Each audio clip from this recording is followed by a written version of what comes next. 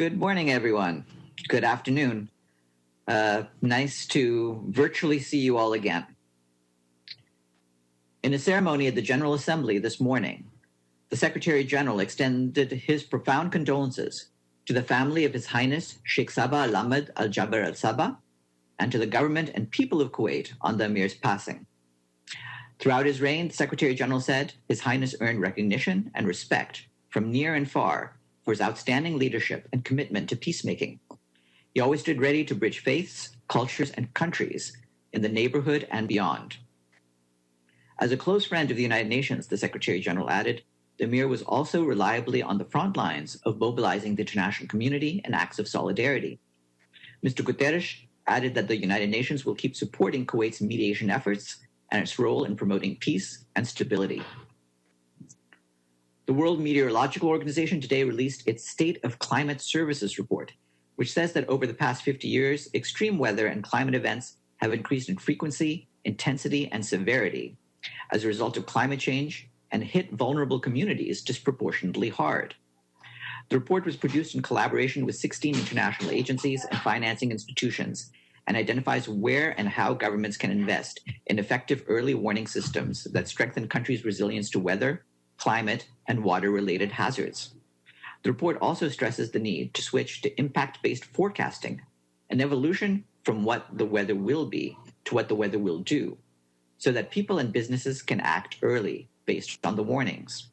You can find the full report online. This morning, at the Security Council, the Special Envoy for the Great Lakes region, Huang Sha, noted the commitment of governments in the region to continue working towards improved security, economic, and political cooperation.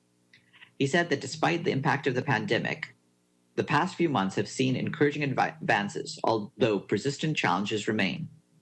In the eastern part of the Democratic Republic of the Congo, the humanitarian and security situation have remained worrisome, as the Special Envoy told Security Council members. He called for renewed efforts to fight against impunity. He said the people and countries of the Great Lakes region continue to demonstrate immense resilience and determination to move forward and ask for continued support. The Special Envoy's remarks have been shared with you. Earlier today, the Undersecretary General for Humanitarian Affairs and Emergency Relief Coordinator, Mark Lowcock, spoke virtually at the Paris Institute of Political Studies about the situation in the greater Sahel region.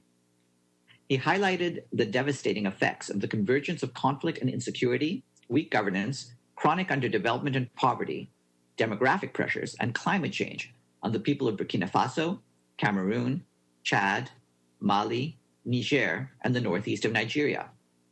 In March of last year, over 4 million people were displaced across the region, and more than 22 million needed humanitarian assistance.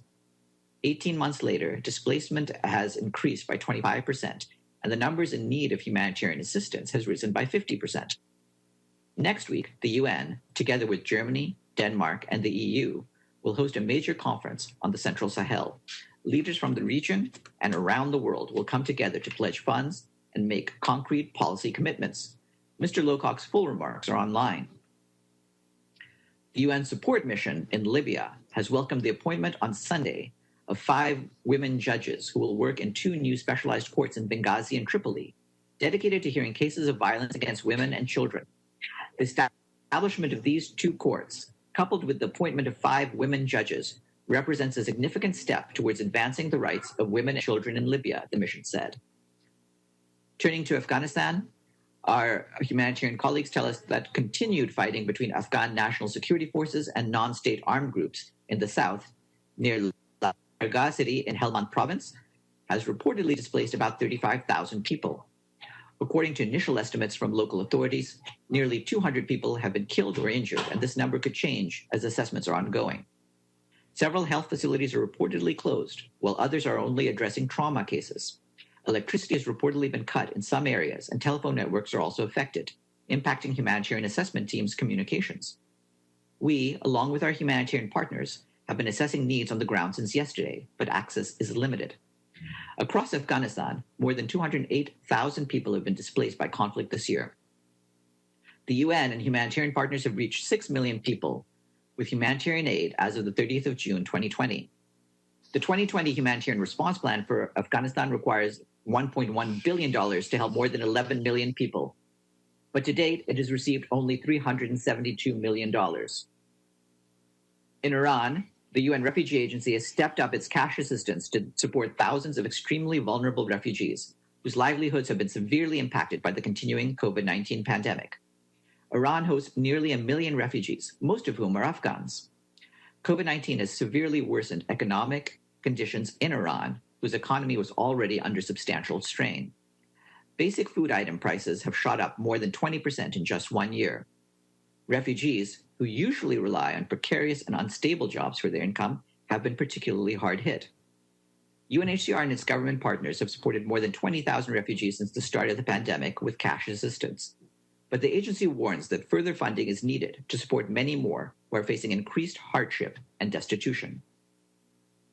The UN mission in the Central African Republic continues to support local authorities and communities in their fight against COVID-19. Recently, in the northern town of Barao, peacekeepers from Zambia helped to decontaminate surfaces in schools, government buildings, and common community spaces. They also cleared mosquito breeding sites to fight the spread of malaria. This initiative was welcomed by local school authorities as a tool to encourage parents to send their children to school. In a joint statement, the International Labour Organization, the Food and Agriculture Organization, the International Fund for Agricultural Development, and the World Health Organization today stressed that the COVID-19 pandemic presents an unprecedented challenge to public health, food systems, and the world of work. The UN agencies warn that tens of millions of people are at risk of falling into extreme poverty, while the number of undernourished people, currently estimated at nearly 690 million, could increase by up to 132 million by the end of the year. Nearly half of the world's 3.3 billion global workforce are at risk of losing their livelihoods. ILO, FAO, IFAD, and WHO also warned that countries dealing with existing humanitarian crises or emergencies are particularly exposed to the effects of COVID-19. They said that responding swiftly to the pandemic while ensuring that humanitarian and recovery assistance reaches those most in need is critical. And today is the International Day of Disaster Risk Reduction. In his message, the Secretary General says that extreme weather events have risen dramatically over the past 2 decades, and yet we have seen little progress on reducing climate disruption and environmental degradation. He adds that the pandemic has shown that systemic risk requires not just national action, but international cooperation. Good disaster risk governance means acting on science and evidence, he says. And he stresses that it also requires political commitment at the highest level to deliver on the Sustainable Development Goals and the Sendai framework for disaster risk reduction. And tomorrow we will be joined by UN Chief Economist and Assistant Secretary General Elliot Harris and Leila Fouré, Chief Executive Officer of the Johannesburg Stock Exchange and co-chair of the Global Investors for Sustainable Development Alliance. They will be here to discuss their action plan to scale up investment in sustainable development. And that is all for my part of the briefing. And now let's turn to you. Please write to me in the chat if you have any questions. I don't see anything in the chat yet, so I'll give it a minute. Please start writing if you have anything for me. Okay, Abdelhamid, do you have a question? Thank you, Farhan. A Palestinian in detention, his name is Maher Al-Akhras. He has been on hunger strike for 79 days. His health is deteriorating by the hour. And his wife even went on hunger strike for the 6th day. He is a father of 6, and he has been not accused of anything. He has been just in detention. No accusation has been directed against him. He was not put on trial. And why Mr. Mladinov ignored these humanitarian cases and speak out against such inhuman treatment? I can't do that. First of all, I'll check whether Mr. Mladinov has anything specific to say about this case. We do raise questions. Our point of principle is that all those who are in detention must be promptly tried. And we will continue to press for due process in all such cases. Edie, you have a question. Yes, thank you, Farhan.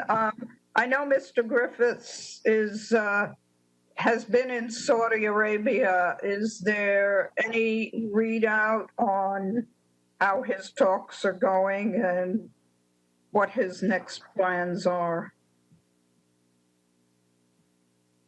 Has been in Riyadh, among other people. He was going to be meeting with President Hadi, the Yemeni president, and other senior officials. I believe those talks are continuing into today, and we'll see what we have to say once that's done. Okay, question from Toby. Hi, Farhan.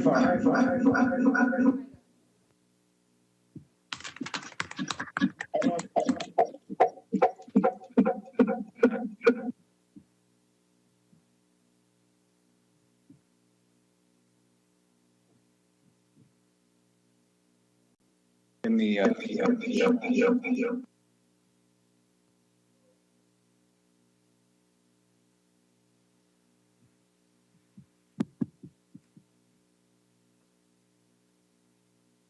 Sorry about that, everyone. Apologies. I'm in the physical room here. The question that I have is, yesterday the Secretary General presented his budget to the Fifth Committee, and he said he was worried sophistication of cyber attacks.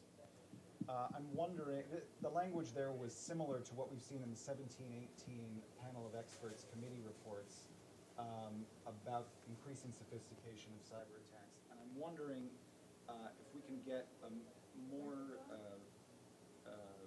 information about the kind of threats that the UN is facing and that the UN needs to be prepared for, including from actors such as the USA. I'm not sure if that question came through, but I hope it did. Han, you're muted.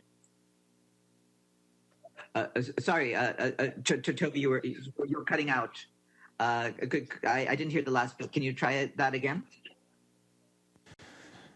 So, Secretary General said that he's worried about increasing sophistication of cyber attacks. It sounded similar to language that we've heard in the 1718 panel of experts committee reports about cyber attack threats from North Korea. I'm wondering if we can get more information about how the UN feels it is underprepared for these kinds of threats. Thank you very much.